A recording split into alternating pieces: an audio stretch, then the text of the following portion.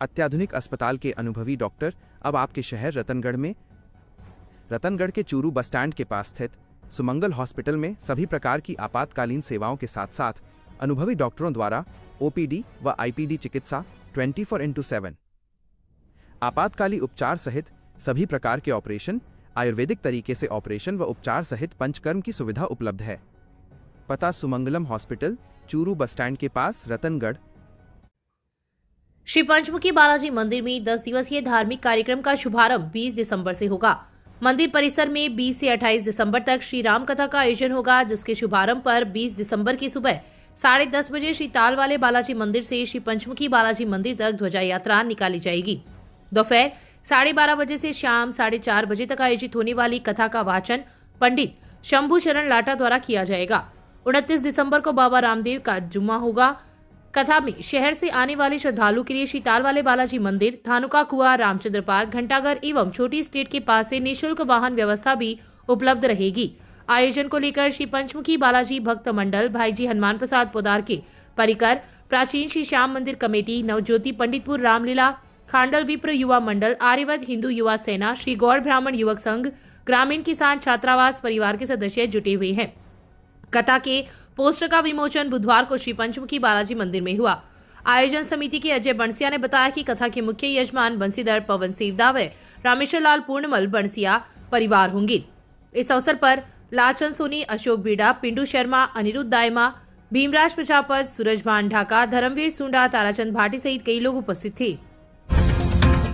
चिरंजीलाल धानुका उच्च माध्यमिक आदर्श विद्या मंदिर में अर्धवार्षिक परीक्षा प्रारंभ होने से पूर्व बुधवार को व्यवस्थापक रामतार शर्मा के सानिध्य में परीक्षा यज्ञ का आयोजन हुआ। प्रधानाचार्य लोकेश चौमाल ने विद्यार्थियों को आवश्यक दिशा निर्देश दिए। व्यवस्थापक शर्मा ने यज्ञ की उपयोगिता पर प्रकाश डाला। आचार्य श्यामलाल शर्मा ने मंत्रोच्चार से परीक्षा यज्ञ संपन्न करवाया। परीक्षा प्रभारी राजेश बसीर ने परीक्षा के दौरान बरती जाने वाली सावधानियों से अवगत करवाया। इस अवसर पर दामोदर मंगलहारा, नागरमल प्रजापत, दिनेश तिवारी, श्यामलाल प्रजापत, माधव शर्मा, पवन ठटेरा सहित कई लोग उपस्थित थे। राजकीय जालान कॉलेज में राष्ट्रीय सेवा योजना, रेड रिबन क्लब तथा भारतीय ज्ञान परंपरा के संयुक्त तत्वाधान में बुधवार को मानव अधिकार दिवस मनाया गया। प्राचार्य डॉक्टर सुशील त्यागी की अध्यक्षता में हुए कार्यक्रम में मुख्य वक्ता एडवोकेट लक्ष्मण प्रजापत, विशिष्ट अतिथि सेवानिवृत्त शिक्षाविद कल्याण सिंह चारण उपस्थित थे। इस मौके पर त्यागी ने कहा कि कॉलेज में यह परंपरा रही है कि 10 दिसंबर को राष्ट्रीय मानवाधिकार दिवस मनाने से पहले कर्तव्यों की चर्चा करते हैं। अगर हम अपने कर्तव्यों का सही ढंग से निर्वहन कर ले तो अधिकारों पर चर्चा की जरूरत ही नहीं पड़ेगी। मुख्य वक्ता एडवोकेट प्रजापत ने मानव कर्तव्य को दोहराते हुए मानवाधिकार की विस्तार से जानकारी दी। विद्यार्थियों के सवालों के जवाब देते हुए एडवोकेट प्रजापत ने विद्यार्थियों की जिज्ञासा को शांत किया।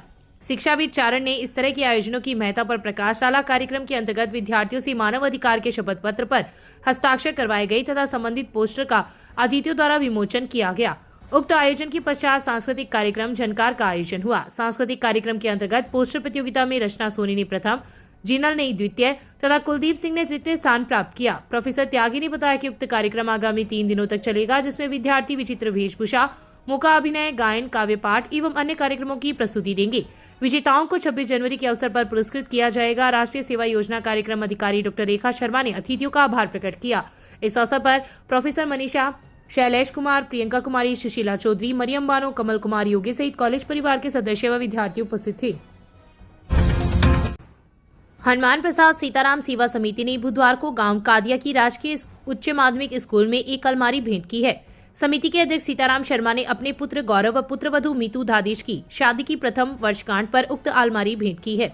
प्रधानाचार्य विनोद सिसोदिया की अध्यक्षता में हुए कार्यक्रम में कांग्रेस नेता इंद्राज कीचड़, कृष्णा देवी शर्मा, सीताराम शर्मा, पप्पू कड़वासरा, भामाशाह प्रेरक शिक्षक राकेश गहलोत, सादाराम मेघवाल, उप प्राचार्य सुरेश कुमार मंचस्थ अतिथि थे। इस मौके पर कीचड़ ने कहा कि जीवन के विकास में शिक्षा सर्वोपरि है, इसलिए विद्यार्थियों को पूर्ण मनोयोग से शिक्षा ग्रहण करनी चाहिए।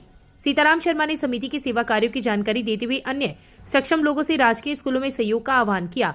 कार्यक्रम में विद्यार्थियों ने सरस्वती वंदना एवं सांस्कृतिक कार्यक्रमों की प्रस्तुति दी। इस अवसर पर व्याख्याता मनफूर सिंह महिला, अमित सिंह, बुधराम कुमावत, अशोक कुमार, संतोष सामुता, रमेश कुमार सहित कई लोग उपस्थित थे।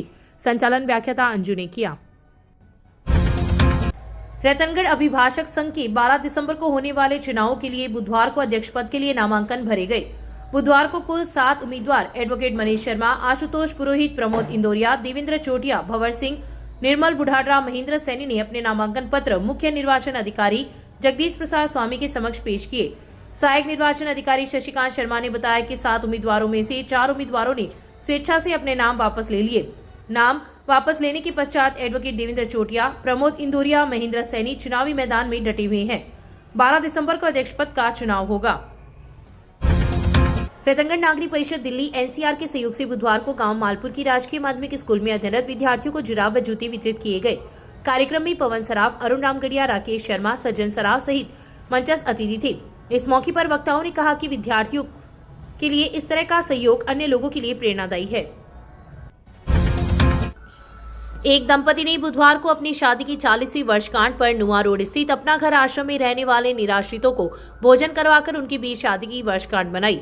संतोष देवी ओम प्रकाश सारस्वत दंपति ने आश्रम में रहने वाले निराश्रितों को बुधवार को भोजन करवाया। इस मौके पर सारस्वत ने कहा कि आश्रम में रहने वाले प्रभुजनों के बीच अपनी शादी की वर्षगांठ मनाना सुकून देता है। आश्रम के व्यवस्थापक डॉक्टर वीपी गोयल ने कहा कि कोई भी व्यक्ति अपना जन्मदिन व शादी की वर्षगांठ आश्रम में रहने वाले प्रभुजनों के बीच आकर मना सकते हैं। उन्होंने भामाशाहों से अपील की है कि वर्तमान में निराश्रितों के लिए एक जनरेटर व ऑटो रिक्शा की आवश्यकता है। इस मौके पर प्रताप सिंह बोथरा, नरेंद्र झवर, महावीर रामगढ़िया ने सारस्वत दंपति का सम्मान किया। गत दिनों लखनऊ में आयोजित 19वीं राष्ट्रीय जम्बूरी में राजस्थान राज्य भारत स्काउट व गाइड के सदस्य मोहनलाल कुमार के नेतृत्व में भाग लेने वाले स्काउट्स का बुधवार को अभिनंदन किया गया।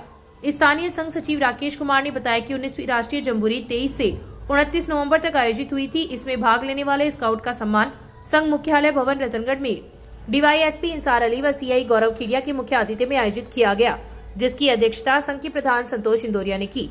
मंचस्थ अतिथि के रूप में सीबीओ संदीप व्यास, कार्यकारिणी अध्यक्ष विक्रम सिंह चौहान थे। दीप प्रज्वलन से शुरू हुए कार्यक्रम में scout master Kumar, scouter Mangilal, Shivam, Vishal, Vikas, Gautam, Anuj, Kanyalal, Pradeep का अभिनंदन किया गया।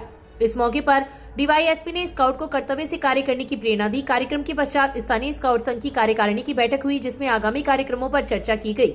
इस अवसर पर जयचंद लाल भाटी, सुखाराम बांगड़वा, सत्यनारायण टेलर, बिशनलाल कटारिया, सुरेश सांखुलिया, लुणाराम तालड़िया, गिरधारीलाल स्वामी, डूंगरराम, बेबी कुमारी, अनिता बोयत, पूनम सेन सहित कई लोग उपस्थित थे।